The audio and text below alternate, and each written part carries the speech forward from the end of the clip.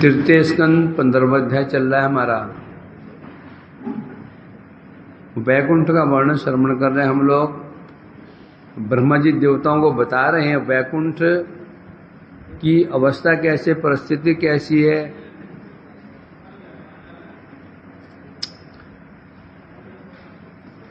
तो कल बताया इसमें किस प्रकार से उस वैकुंठ में जितने पुष्प हैं सब तुलसी जी की महिमा को गान करते हैं।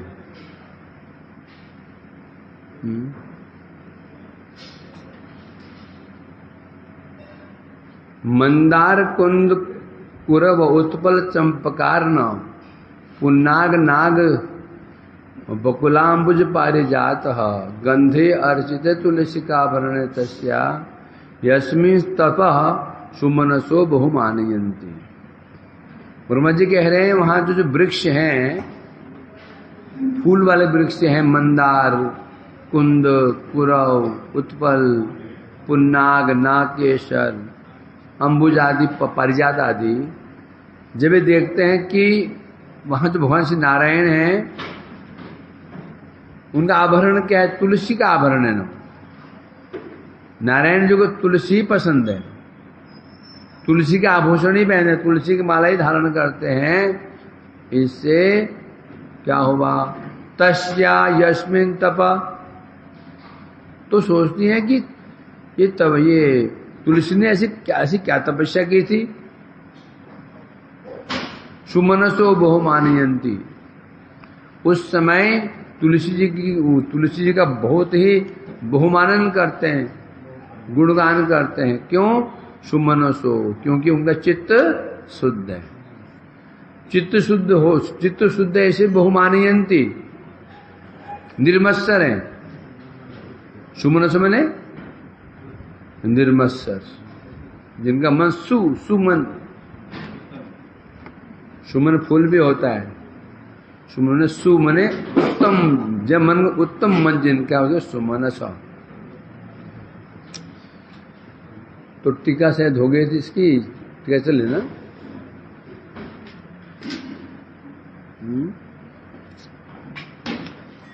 तो यहां बता रहे पक्षियों की भांति, जैसे पक्षी वैकुंठ में जितने भी हैं शुद्ध भक्त हैं, ईर्ष्या विहीन है, उनको कोई माश्चर्य नहीं है। इस यही कारण है कि भ्रमर की गुंजार को सुनकर के भी, उनकी मधुर ध्वनि सुनकर के भी इनके अंदर ईर्ष्या नहीं आई, बल्कि ये क्या सोच रहे हैं, देखो कितनी कृपा है भ्रमर के ऊपर, कैसे भगवान की सेवा कर रहा है। उसी प्रकार से यहां बता रहे हैं जो वृक्ष हैं, फूल वाले वृक्ष हैं, वो भी कैसे हैं? निर्मत्सर भक्त, निर्मत्सर है। स्पर्धा असूयाज रहित परम भक्त ही कैसे हैं वो? जिनमें कोई स्पर्धा नहीं है। स्पर्धा मीन्स स्पर्धा मैंने ईर्ष्या नहीं है, असूया हिंसा आदि नहीं है, तो परम भक्त है वृक्ष भी। इसी को श्लोक मंदार कुंद आदि कह रहे हैं। एखाने मंदार पारिजात सुतरुर विशेष, ये मंदार और पारिजात ये वास्तव में क्या है? सुरतरु, ये देव वृक्ष हैं, देवतरु, सामान्य नहीं है। कुरव तिलक वृक्ष, ये एक वृक्ष है जिसमें झिंडी नामक पुष्प लगता है, देखा तो कभी मैंने है नहीं। आरण पुष्प विशेष, सेगुन गाछ, बंगाली सेगुन गाछ क्या है? सेगुन जानो? सेगुन, हाँ। और मुझे जो फूल है कि जो फूल है, फूल हो मुझे, अरे सागुन, वो सागवान अलग होता है, मुझे वृक्ष दरवाजे बनते हैं। खैर कोई बात नहीं, तुम्हें जब जाएंगे ना बैकुंठ देख लेना। नाग फूल, नाग पुष्प, नाग केसर, उत्तराखंड गए थे ना, तुम लोग जाते हो ना, जो जब जा रहे थे ऊपर जमुनोत्री में, एक पेड़ होता है, उसके पत्ते भी नाक की तरह होते हैं, नाक की तरह, नाक फन की तरह होते हैं, जो नाक पुष्प कहते हैं उसे। अरे नहीं यार, मुझे पत्ते नाक की तरह होते हैं। ये नागकेश्वर होता है, ऊपर लगाया था हमने वो। तो ये कहते हैं यहाँ पर, जैसे नाम उनके नाम वृक्ष का नाम है। ये सब कौन है? सुगंधी पुष्प विशिष्ट। ये जितने वृक्ष हैं सुगंधित पुष्प विशिष्ट हैं होने पर भी तुलसी का आभरण है ना, तुलसी ही जिनके आभरण है। किनका आभरण है? श्री हरि भगवान। भगवान तुलसी का ही आभरण धारण करते हैं, गले में तुलसी माला धारण करते हैं, चरणों में तुलसी धारण करते हैं। तो ऐसे जो तुलसी प्रिय है से हरि भगवान की हैं, जब भगवान वन विहार करते हैं, विहार करते समय जब तुलसी गंध समादित तुलसी की सुगंध का आदर करते हैं भगवान, तुलसी की सुगंध को सूंघते हैं, आदर करते हैं। और पुष्प को नहीं सूंघते हैं, क्या सूंघते हैं? तुलसी। तुलसी की सुगंध क्या होती है?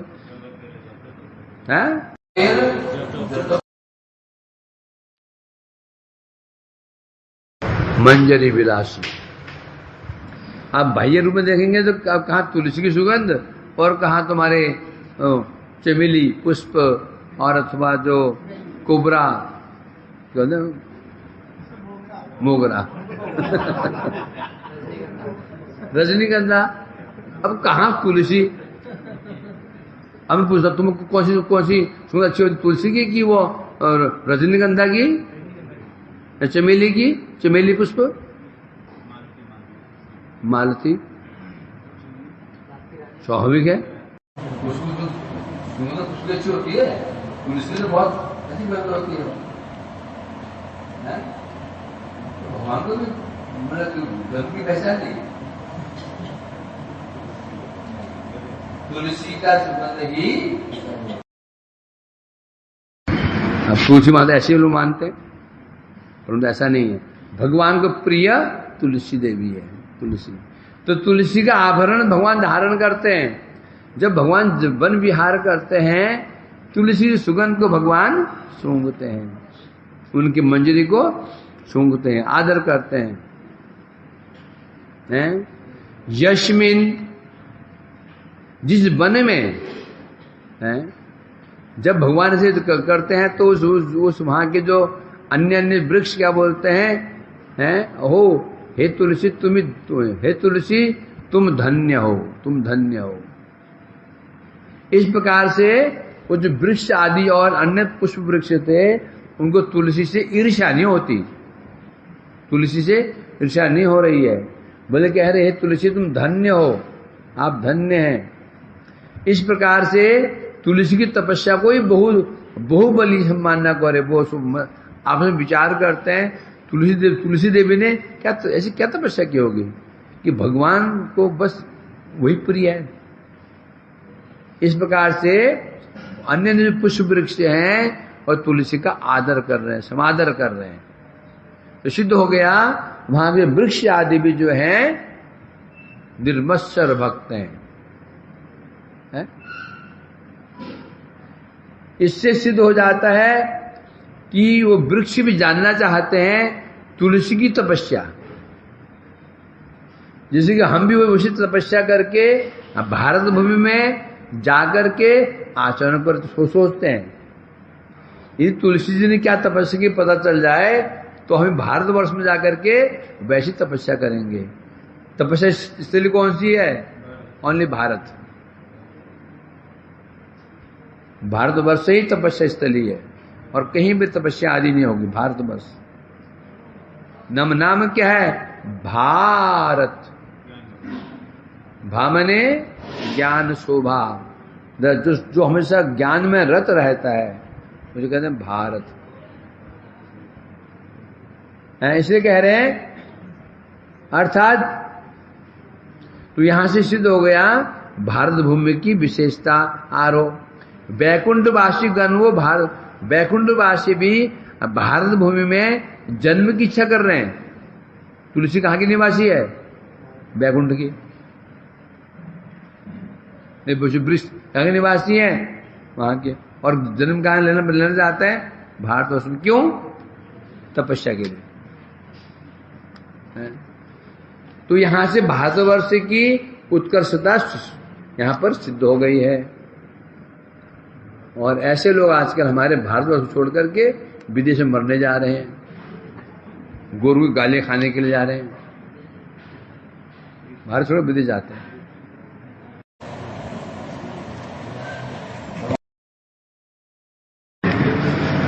भाई हमारे देश में कहीं कुछ भी कर सकते हैं, वहां कर सकते हैं। विदेशी हैं वो जो यहाँ डर के रहते हैं, कहीं कुछ बोल ना दे, कुछ न बोल दे। और वैसे वहां भी इंडियन रहते हैं, वह भी ऐसे होते होंगे। हैं तो डरते जा रहे, वहां डर के रहते होंगे, स्वतंत्रता नहीं है।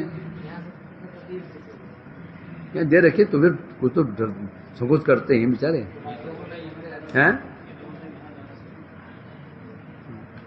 ये तो मठ में है ना, बाहर पता चलेगा ना, कोई यहाँ से चोटी से भगवान चोटी खींचेगा, पता चलेगा। तो अपना देश होता है।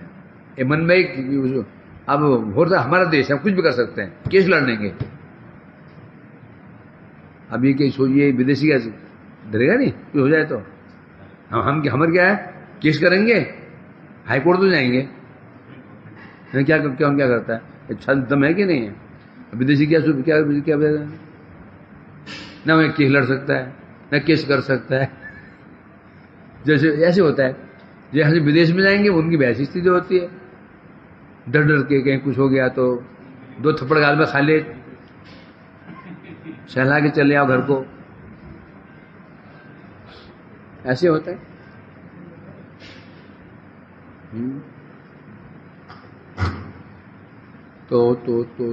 तो अच्छा, सुमनस बहु मानयंती। सुमनस कहने से 2 अर्थ हैं। सुमनस जिनका मन सुमन अत्यंत शुद्ध चित्त अथवा सुमनस मने सुरानाम पुष्प, अर्थात देवताओं का पुष्प क्या है? पारिजात आदि पुष्प तरुगण। तो दोनों प्रकार से अब यहां से क्या दिखाई पड़ रहा है? वैमानिक गण, पारावत प्रभृति पक्षीगण, मंदार प्रभृति वृक्षगण यहां बुलाए। यहां 3 के नाम लिए हैं। पहले वैमानिक कौन थे? गंधर्व। पारावत कौन थे? कबूतर आदि पक्षी। मंदार आदि कौन थे? वृक्ष। तो यहां से सिद्ध हो गया जरायुज, अंडज और उद्भिज तीनों प्राणी भगवान की सेवा करते हैं। चतुर्थ जो स्वेदज हैं उनका नाम नहीं आया। भगवान सेवा कौन कर सकते हैं? पहला आया जरायुज, कौन? गंधर्वादी। फिर आया अंडज पक्षी, उद्भिज वृक्ष लताएं, वृक्ष आदि। ये सब प्रभु सेवा कर हरि की सेवा करते हैं। किंतु अवर्ण बलिया चतुर्थ स्वेदज, चतुर्थ जो प्राणी है स्वेदज, ये नहीं करते हैं। प्राणी है ना, प्राणी कितने प्रकार के उत्पत्ति अनुसार? शुभानंद, प्राणी कितने प्रकार के हैं उत्पत्ति अनुसार?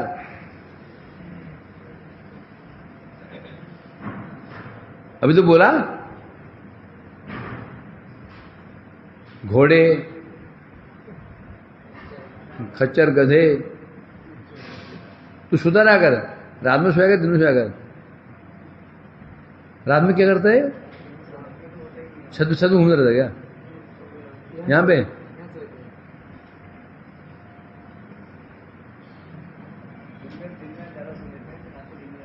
दिन में कम सोया करो। नींद का भी कोटा है। कोटा दिन पूरा पूरा आत्मा कहां से करोगे?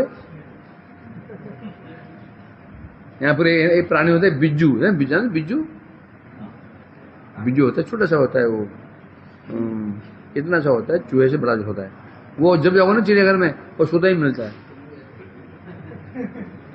जब जाओ तुम वो है वो हमेशा सोता मिलता है, वो बिज्जू कहना छोटा सा।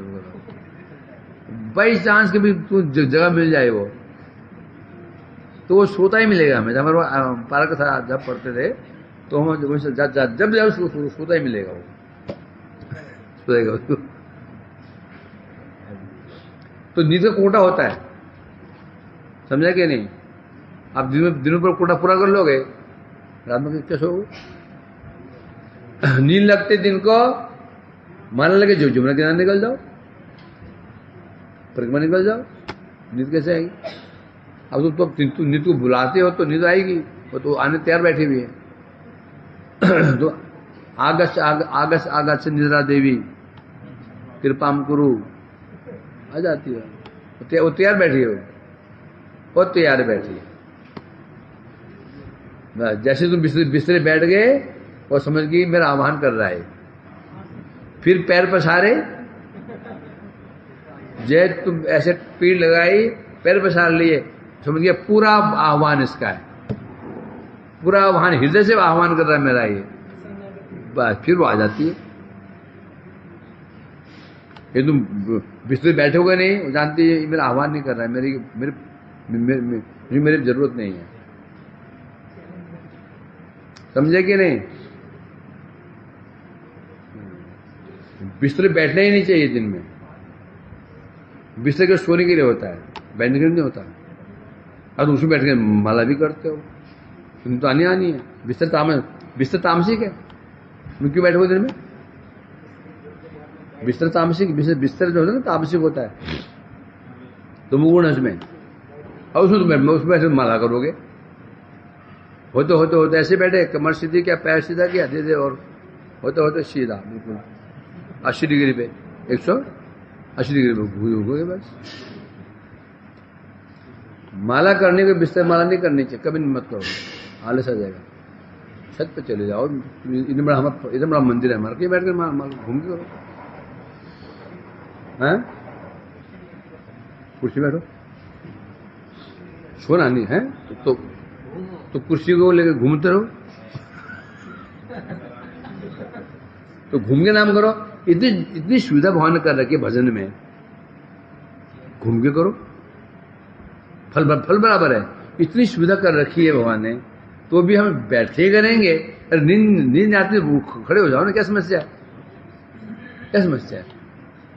इतनी व्यवस्था भगवान कर रखी है, इतना नियम इतना आसान कर रखा है, तो उसको लाभ उठाओ। उसको उठेंगे नहीं, बैठे रहेंगे,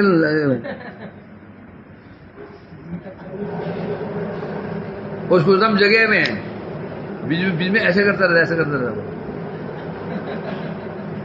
वो उसको जगह माला देखी, 2 माला समझेंगे नहीं? घूमे ना, माला करो, क्या बैठना जरूरी है? माला पर वॉक दोनों काम हो जाते हैं, वॉक भी हो जाता है और माला भी हो जाता है। आम के आम, गुठली को दाम,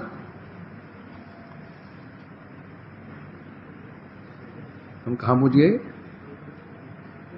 हाँ, तो इस प्रकार से बता रहे हैं यहां पर, स्वेदज प्राणी नहीं, अर्थात ये 3 प्राणी हैं, ये हरि की सेवा करते हुए भजन करिए, वहां वैकुंठ में निवास करते हैं, कहा? वहां पे। परंतु चतुर्थ स्वेदज प्राणी नहीं, ये सेवा नहीं कर सकते हैं। तत्संकुलम हरिपदानव पदा आनतिमात दृष्टै वैदुर्य मारक हेममये विमानई येषां बृहत् कोटिक कोटि तटः स्मित शोभिमुख्यः कृष्णात्मनां न रज आदधृत उत्स्मया आद्यै। अभी बता रहे हैं यहां पर, तत्संकुलम हरिपद आनतिम अत्र दृष्टै वैदुर्य मारकत हेममय विमानई। ये शाम बृहत बृहत कटितटः स्मित सोभिमुख्य कृष्णात्मा रज आद ध्रुत स्मय आद्य। अब बता रहे हैं यहां पर, अभी तो ये बताया, अब जो वैकुंठ धाम है वहां पर साधन क्या, आने जाने का साधन क्या है? गाड़ी घोड़े हैं कि नहीं, बाइक है? तो बता रहे हैं यहां पर, तम संकुलम हरिपद आनति मात दृष्टि। वो जो वैकुंठ धाम है, हरि पद आनति, पदानति, भगवान के चरणों में जो प्रणत हैं, अर्थात प्रणति मैंने शरणागति मूला भजन प्रभाव लब्ध। वहां कौन जाता है? भगवान के चरण कौन प्राप्त करेगा? भजन कौन सा भजन? शरणागति मूला भजन। शरणागति क्या बताया? शरणागत होना।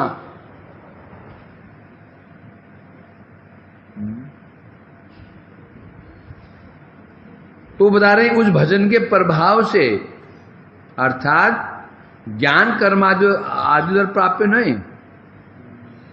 जो वैकुंठ जाएगा वो कैसे जाएगा? शरणागति मतलब भजन के द्वारा जाएगा। ज्ञान कर्म का आश्रय लेकर के कोई वहां नहीं पहुंच सकता। सुनते रहो हैं।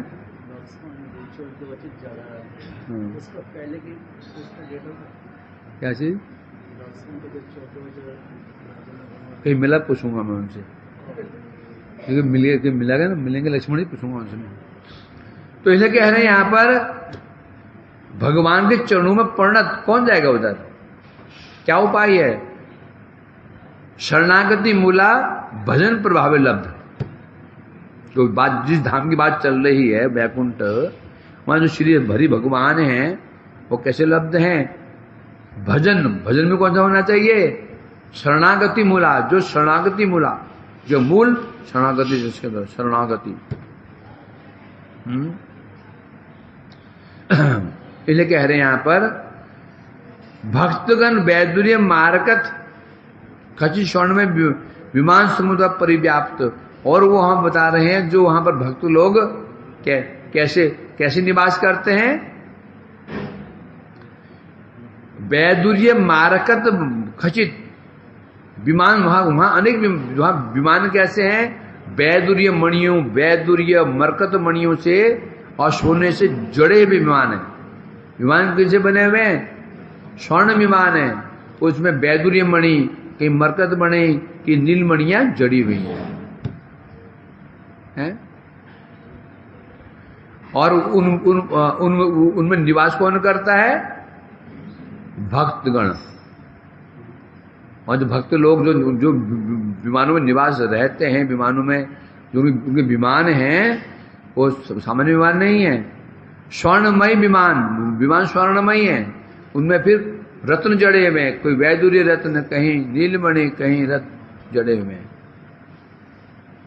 जे सकल भक्तगणेर आत्मा कृष्ण ने अर्पित, अर्थात जरा भजनानंदी निवृत्त पुरुष ताहदर चेते विपुल नितंबा साहस्य बदन सुशोभिता ललना गण परिहास आदि द्वारा किसुमा चित्त विकार जमायते परिणाम।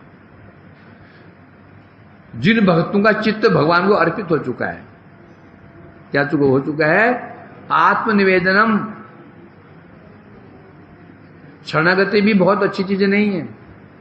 शरणागति में थोड़ा सा डर भय रहता है। शरणागति जो होती है, सामान्य शरणागति क्या होता है?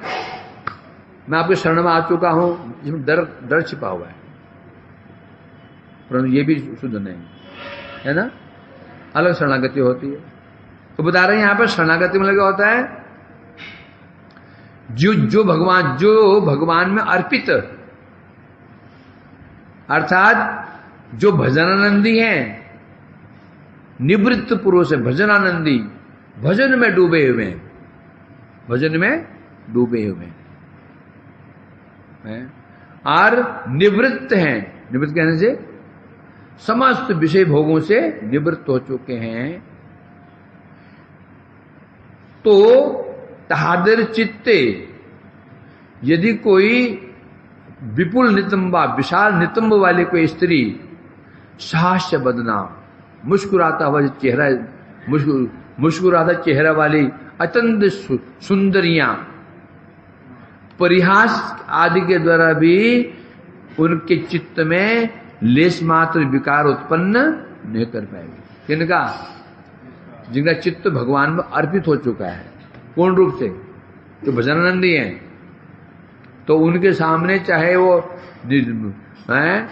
विपुल नितंबा और साहास्य बदना, सुशोभिता, स्त्री सौंदर्य के लक्षण होते हैं। विपुल नितंबा, साहास्य बदन, मतलब मुखकमल, मुस्कुराता हुआ मुखकमल, सुशोभिता लन लगन, कभी भी परिहास भी करें, हास परिहास भी करें, उनके चित्त में विकार उत्पन्न नहीं कर सकते।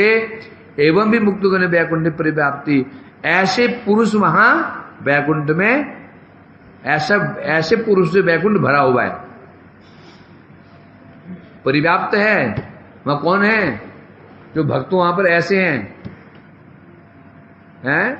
रंभा आदि कोई अप्सरा उनको हिला नहीं सकती, उनको आकर्षित नहीं कर सकती। नारद जी का पतन करने के लिए गए थे ना अप्सराएं, कुछ कर पाए थे क्या? नहीं कर पाए, वो डर के मारे भाग गए थे। तो ऐसे मुक्त पुरुषों के द्वारा परिव्याप्त वैकुंठ धाम है? तो कह रहे हैं यहां पर, और ऐसे भक्तों को ही वहां पर फिर जो भक्त पहुंच जाते हैं, उनको फिर वहां पर विमान प्राप्त होता है। विमान के द्वारा, पैदल नहीं चलना, विमान के द्वारा यहां जाओ वहां जाओ। और विमान में कैसे चलता है वो? इच्छा अनुसार, इच्छा करो चले गए। पर जाने वहां पहुंचने के लिए समस्या है। वहां सुविधाएं तो है, जाने में समस्या है। ध्यान दो ना भाई, तुम्हें जॉब है, उसकी मासिक सैलरी 3 लाख भी हो सकती है, उसको प्राप्त करने के लिए किन पापड़ बेलने पड़ते हैं, है ना? तो सोचो, जगह में कुछ सामान्य वो पाने के लिए कठोर साधना करना पड़ता है। तो भी यहाँ तो ऐसे विमान चाहिए, हम तो उसको बेच के खा जाएंगे, विमान को बेच देंगे। है किस श्यामदास, ऐसा कि नहीं है? इसीलिए हम जा नहीं सकते हैं। क्या बात आनंद, इसलिए हमारा एंट्री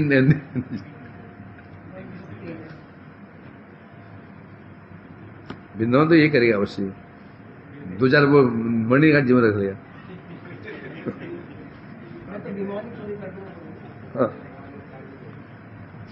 इसीलिए वह एंट्री नहीं है। कौन जाएगा उधर? निवृत्त, समस्त भोगों से निवृत्त हो चुका है। अब निवृत्त भी कैसे होगा? निवृत्त कैसे होगा? एक होता है निवृत्त, भाई यहां दुखी दुख है इसलिए नहीं, स्वाभाविक रूप निवृत्ति स्वाभाविक होनी चाहिए, समझे कि नहीं? कोई व्यक्ति मिठाई से उसकी निवृत्ति हो जाती है, डर के मारे होती है, शुगर बहुत भाई चल रहा है, समझे कि नहीं? तो नहीं मिठाई नहीं खानी, ये निवृत्ति क्या है? ये नहीं है। स्वाभाविक रूप में कोई बीमारी नहीं है उसको, तो भी मिठाई नहीं खा रहा है, इसे स्वाभाविक कहते हैं। तो वहां पर जितने भक्त लोग हैं सब मुक्त हैं, मुक्त पुरुष गुणों को जरा वैकुंठ व्याप्त है।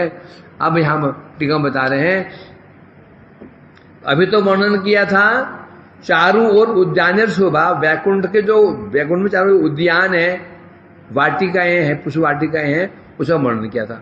अभी तो किया था ना, वहां वृक्ष आदि सब। परंतु अब उद्यानों के बीच में जो नगर है, नगर की शोभा क्या है? उद्यान कहां होते हैं? किसी नगर में बाहर होते हैं, चारों ओर उद्यान हुआ करते हैं नगर की चारों ओर। फिर अंदर, अब जो अंदर की जो स्थिति कैसी है, जो बैकुंठ नगर, जो मध्यवर्ती बैकुंठ नगर है, उसकी शोभा कैसी है, वही बता रहे हैं। क्या है? भगवत भक्त दिगेर अगण्य वैदुर्य। वो जो वैकुंठ का जो मध्य भाग है, और मध्य भाग भगवत भक्तों के अनगिनत विमानों से भरा हुआ है, व्याप्त है। यहां विमान खड़ा है, वहां विमान खड़ा है, यहां विमान खड़ा है, वहां विमान खड़ा है, ये चल रहा है, वो चल रहा है, ऐसे जा रहे हैं, उधर जा रहे हैं, चारों ओर है। जब कोई तो पॉश एरिया में चले जाते हो तो शोभा क्या है, बड़ी बड़ी गाड़ियां खड़ी हुई उधर, ये महंगी महंगी गाड़ियां। जो झोलपट्टी में चले वहां पर क्या होता है, रिक्शा खड़ा है, कहीं साइकिल खड़ी है टूटी फूटी, कहीं बाइक पुरानी खड़ी हुई है, कहीं स्कूटर पुराना खड़ा हुआ है है कि नहीं? कहीं साइकिल खड़ी हुई है, कहीं साइकिल का टायर भी पंचर है, ऐसा है। तो यहां की शोभा क्या है? विमान। और विमान भी कैसे हैं? स्वर्णमय, रत्न खचित, जड़ित। तो ऐसे जो विमान में वहां विराजमान है। और तो मध्य भाग जो वैकुंठ वर्णन कर रहे हैं, हरिपदानत मात दृष्टि, हरिपद आनत, नत, आनत, नत मने प्रणत, आ लग गया, आनत, आ मने सम्यक रूपेण। वहां कौन प्राप्त करेगा? हरिपद आनंद मात दृष्टि है, अर्थात वो जो विमान आदि जो विमान आदि हैं, वो विमान दिखेंगे कैसे, प्राप्त कैसे होंगे, किसे प्राप्त होंगे वो? तो बता रहे हैं हरिपद आनत मात दृष्टि।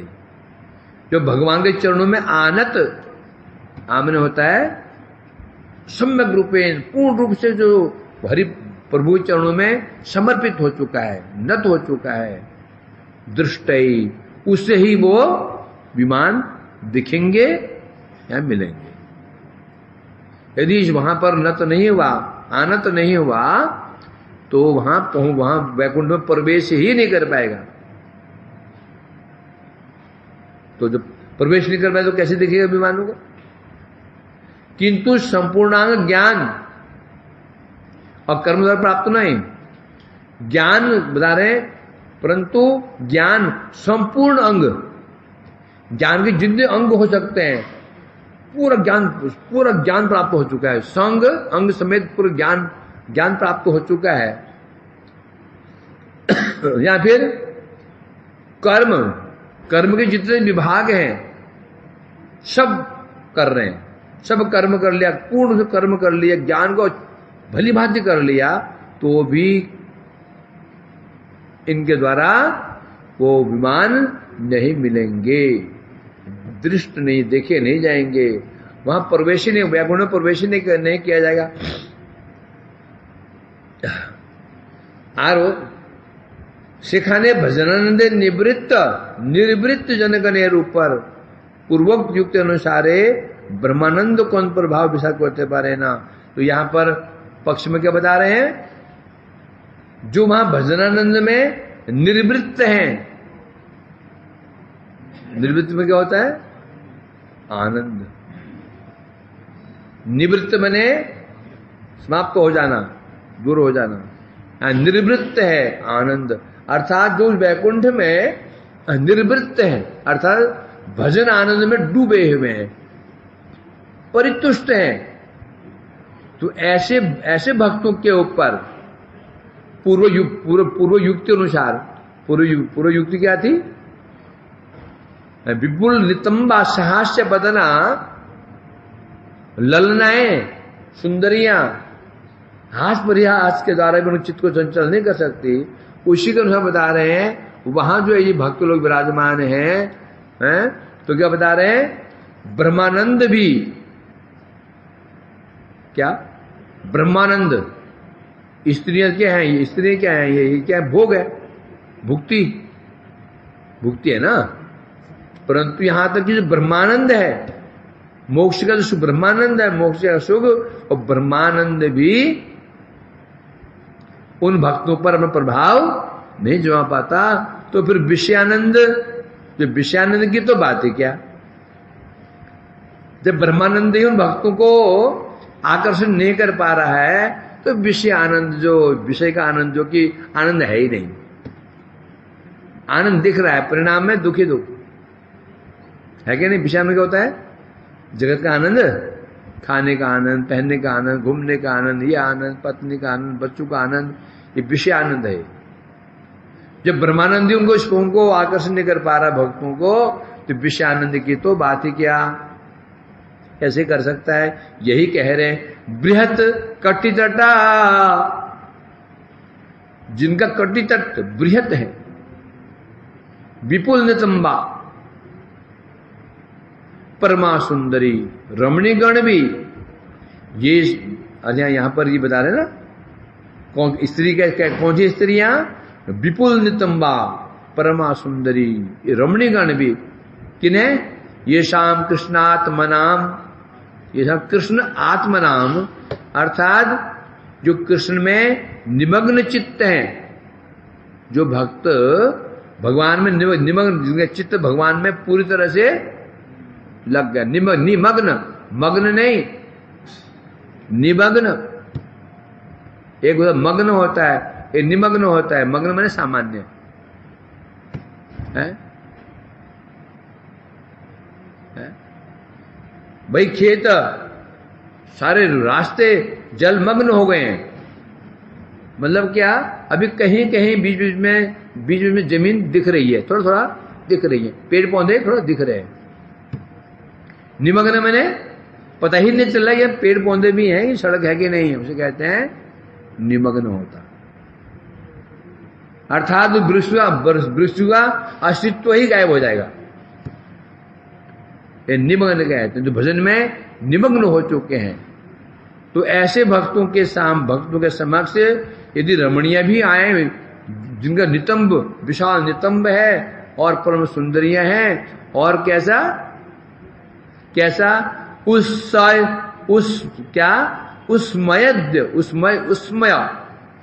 मैंने मुस्कुराना, मधुर मधुर मुस्कान,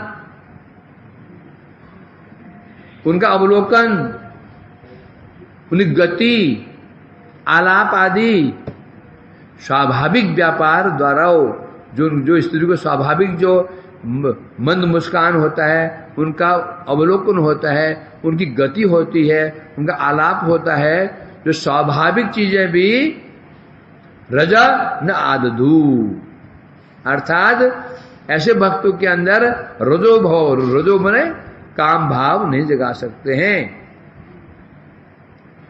ऐसे भक्तों के द्वारा विमान, ऐसे भक्तों विमान द्वारा वो वैकुंठ व्याप्त है।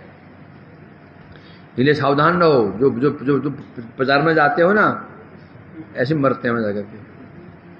भाई उसी घर में हम रह रहे हैं, उसी घर में औरतें रह रही हैं, लड़के रह रही है, और जानते हो, और आदमी जो बाहर निकल जाते हैं, औरतें घर में गुड़ करती रहती हैं।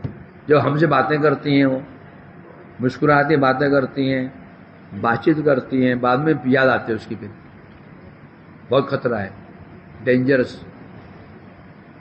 आसान नहीं हो, 7 दिन कंटिन्यू, 7 दिन कंटिन्यू हम वहां रहे हैं, 7 दिन कंटिन्यू वहां रहे हैं, एक ही घर में लड़कियां सुंदरियां भी हैं और बातचीत भी करती हैं। उनका हंसता हुआ चेहरा, उनका आलाप, मधुर भाषा, उनका अवलोकन बहुत खतरनाक है।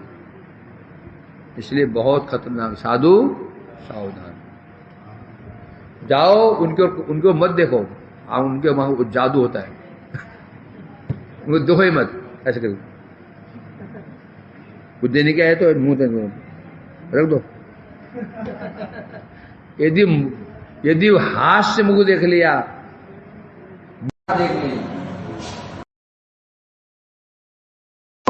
गए।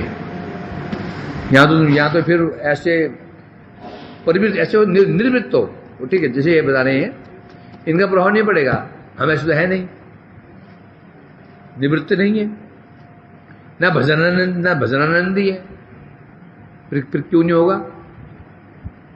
भजनानंदी है नहीं, निवृत्त है नहीं, और स्त्रियां सब हैं, वो विपुल नितंबा भी हैं, सहास्य बदना भी है, सब है। हास पर आज बहुत चलता ही है, तो कैसे बचोगे? राम ही भरोसा, राम ही भगवान ही भरोसा है। सावधान भैया सावधान। इसलिए तो क्या करें? भजन तो प्रसाद छोड़ दें? नहीं, छोड़ना नहीं है। छोड़ क्यों दोगे? छोड़ोगे तो सब नास्तिक बन जाएंगे। ये भी तो जरूरी है, प्रसाद भी करना पड़ेगा ना। परंतु अपने को सुरक्षित रखते हुए, सुरक्षा क्या है? अपना भजन, अपना भजन। समझे कि नहीं? मैं कहता हूं, दुर्ग में हम जब दुर्ग के अंदर रहते हैं तो कवच को उतार देते हैं हम लोग। एक सैनिक होता है ना, दुर्ग के अंदर कवच उतार देते हैं, और जब बाहर जाते हैं मैदान में, युद्ध में, कवच पहन लेते हैं। मठ में भजन करो ना करो, चल जाएगा। ये तुम दुर्ग के अंदर हो, जब बाहर निकल के युद्ध के मैदान में, प्रचार मैंने क्या है? पानीपत का युद्ध है वो। विशाल युद्ध, सामने माया खड़ी है, पूरी सेना लेकर खड़ी हुई है, पूरी सेना। माया की जितनी भी क्या वृत्तियां सामने खड़ी हुई है, युद्ध करना है उनसे। और हम उसी समय हम क्या करते हैं? कवच मतलब क्या? नाम संख्या, उसे उतार के फेंक देते हैं। अब क्या करें बेचारे? कैसे बचेंगे? समझे क्या नहीं? या फिर साथ में कोई सेनापति हो कि उनको देखते डर लगे कि देख रहे हैं। हमारे जैसे स्वयं मालिक बन जाए, हमारे जैसे स्वयं मालिक हैं, तो फिर कौन डरने वाला? बड़ी समस्या। इसलिए प्रचार करना ही पड़ेगा। प्रचार ना करें तो कैसे चले? होता धीरे धीरे क्या होगा? नास्तिकता बढ़ती चली जाएगी। जो कुमत जो है, विरुद्ध मत आगे बढ़ना शुरू कर देंगे, तो भी जरूरी है, परंतु अपने को बचाते हुए करना पड़ेगा। इसलिए प्रचारकों को और ज्यादा भजन करना पड़ेगा, क्योंकि उन्हें युद्ध करना है। समझे क्या नहीं? हाँ, जो हमारे से आलसी हैं, उन्हें युद्ध करना नहीं है, बाहर जाना नहीं, चल जाएगा अंदर। यहाँ माया कैसे आ जाएगी? ये माया आ सकती है? माया इसके अंदर आ सकती है? नहीं आ सकती।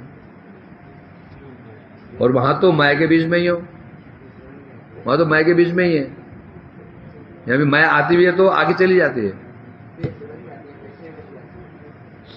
और वहां तो साक्षात रूप में। इसलिए मैंने कहा प्रचार नहीं करना चाहिए। क्यों नहीं करेंगे? नहीं तो फिर ये कैसे होगा बताओ? परंतु अपना को बचा करके गौर ठीक है ना।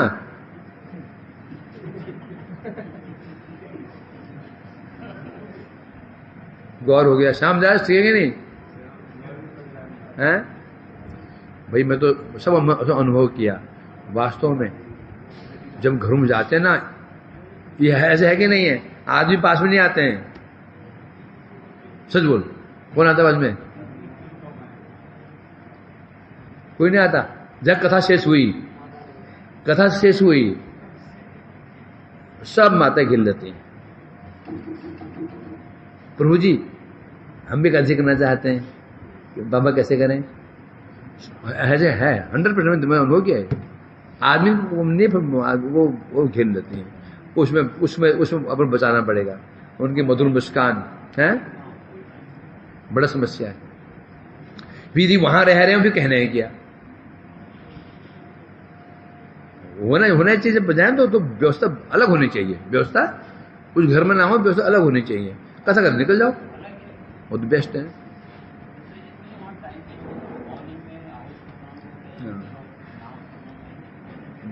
तो समझे कि नहीं? इसलिए समस्या टाइम बाद में मिलता है ना, जो नंबर तुम दे आते हो उनको।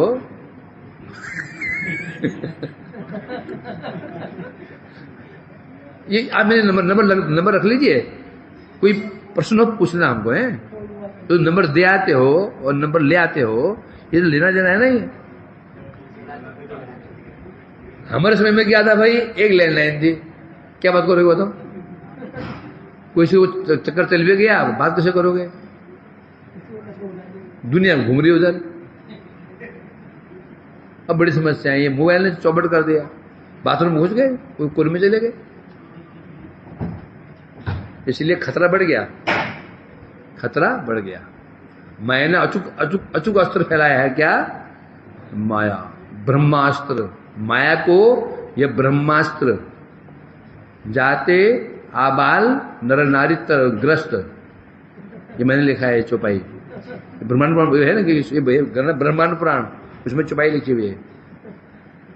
माया को यह ब्रह्मास्त्र आबाल नर नारी सब ग्रस्त।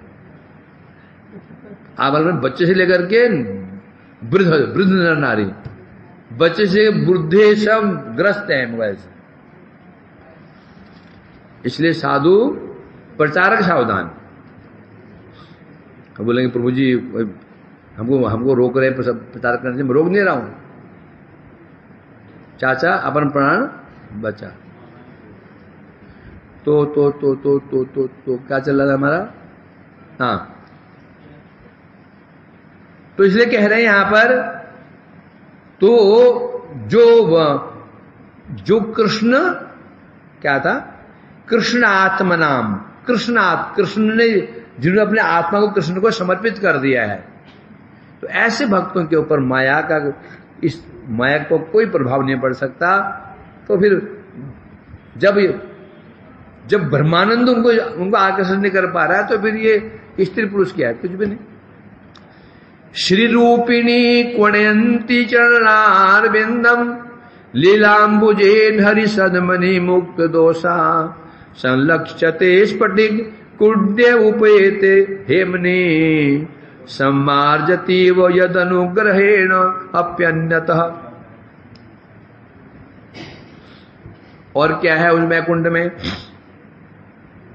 श्री रूपिणी कोणयंती चरणारविंदम लीलांबुजेन सदमनि मुक्त दोषा। श्री मने साक्षात लक्ष्मी देवी।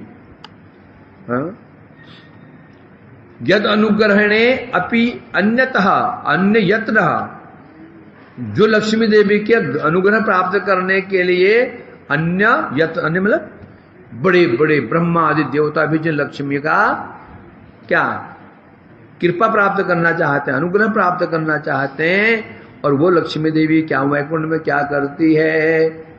क्या करती है? सबसे पहले मुक्त दोषा। लक्ष्मी दोष क्या है? चंचलता। लक्ष्मी देवी चपलता को परित्याग करके हरि सदमनि, भगवान के महल में क्या करती हैं? साक्षात भगवान के जो महल है, उस महल में लीलांबुजेन कोणयंती चरणारविंदम, चरणों में नूपुर बधे हुए छम छम करते हुए चलती हैं उस सदम में, उस भवन में चलती रहती हैं। और लीलांबुजेन, जो लीला कमल हाथ में है, उसके द्वारा संलक्षते स्फटिक कुड्य उपते हेमनि। और वो भवन कैसा है? वो भवन कैसे बना है? हेमनि, सोने का भवन है। तो भवन को जो भवन है वह स्वर्ण भवन है, और उस बीच बीच में स्वर्ण युक्त स्फटिक, और बीच बीच में सोने के भित्तियां माने ये खंबे, उन खंभों में रत्न जड़े हुए, नील रत्न। ऐसा सुंदर वो भवन है। उस भवन में लक्ष्मी देवी अपने नूपुरों की मधुर ध्वनि करते हुए हाथ में लीला कमल, लीला अंबुजेन, अंबुज मैंने क्यों कौन सा कमल? लीला कमल। लक्ष्मी लीला कमल हाथ में लेकर के उस भवन में क्या करती हैं? गृहेर सम्मार्जती व उस भवन में झाड़ू कर लगा रही हैं, मार्जन कर रही हैं कमल से। मार्जती इव, झाड़ू की मानो झाड़ू में मार्जन कर रही हैं लक्ष्मी। कौन लक्ष्मी? ब्रह्मा आदि जिनका एक कृपा कटाक्ष प्राप्त करना चाहते हैं, वो लक्ष्मी जिस वैकुंठ में भगवान श्री भवन में क्या कर रही हैं? संवार्धन सेवा में नियुक्त हैं। तो सोचो वैकुंठ कैसा होगा है? इस प्रकार से ब्रह्मा जी हमारे अंदर उत्कंठा जगा रहे हैं वैकुंठ जाने के लिए। समझे क्या नहीं? तो कितने मिनट पड़े हुए? एक स्लो पढ़ देता हूं। नहीं अभी तो पूरी टीका पड़ी हुई है ना। टीका में कह रहे हैं उस वैकुंठ लोक में सकल ही हरि भजन एवं आनंदित। उस वैकुंठ लोक में सभी लोग हरि भजन में आनंदित हैं। ये भी तो वैकुंठ है। कुंठा मने स्वार्थ। उस जगत में स्वार्थ नामक कोई वस्तु नहीं है। बस एक ही, सबका एक ही लक्ष्य होता है, कृष्णेन्द्रिय प्रतिवांछा। आनंद में सब आनंद में डूबे हुए हैं। क्यों डूबे हुए हैं? भगवान के भजन में आनंदित हैं। और उनकी तो बात छोड़ दो, साक्षात महालक्ष्मी देवी है, जो महालक्ष्मी देवी हैं वो स्वयं जहां सेवा करते हुए विराजमान है। लक्ष्मी देवी सेवा कर रही हैं, सब है सेवा कर रही हैं। तो ये 200 लोगों को बता रहे हैं उस वैकुंठ की। पहले तो उस वैकुंठ के जो बाहरी भाग में जो उपवन थे उनका सौंदर्य दिखाया गया, वृक्ष आदि का। फिर वैकुंठ नगरी के मध्य भाग में, फिर भवन में। पहले का क्या कहां दिखाया गया? बाहरी भाग में जो उपवन है उनकी शोभा। फिर वैकुंठ नगर के मध्य भाग में कैसे जहां भक्त लोग रहते हैं। फिर तीसरा क्या होता है? फिर पहले राज्य होता है, बाहरी भाग होता है। फिर राज्य का मध्य भाग राजधानी जो कहते हैं, वो राजधानी फिर क्या होता है? राजा का महल होता है। जगत में ऐसे होता है ना, राज्य में पूरा राज्य हो गया, फिर उसका भी महत्वपूर्ण राजधानी है। तो राजधानी में महत्वपूर्ण क्या है? राजा का निवास। तो उसी प्रकार पहले दिखाया गया जितने वहां वृक्ष हैं, जितने वहां पक्षी हैं, कैसे भगवान के भक्त हैं। फिर दिखाया गया जो मध्य भाग में जब भक्त विराजमान हैं विमानों के साथ में। फिर अब दिखा रहे हैं भवन, जो भगवान का भवन है, और भवन की शोभा क्या है। बस होमवर्क इतना ही है मेरा, होमवर्क इतना ही। आगे बोलूंगा सब फंस जाऊंगा, आगे बोलूंगा फंस जाऊंगा, आगे नहीं बोलूंगा। मैं होमवर्क यही करता हूं, है भाई।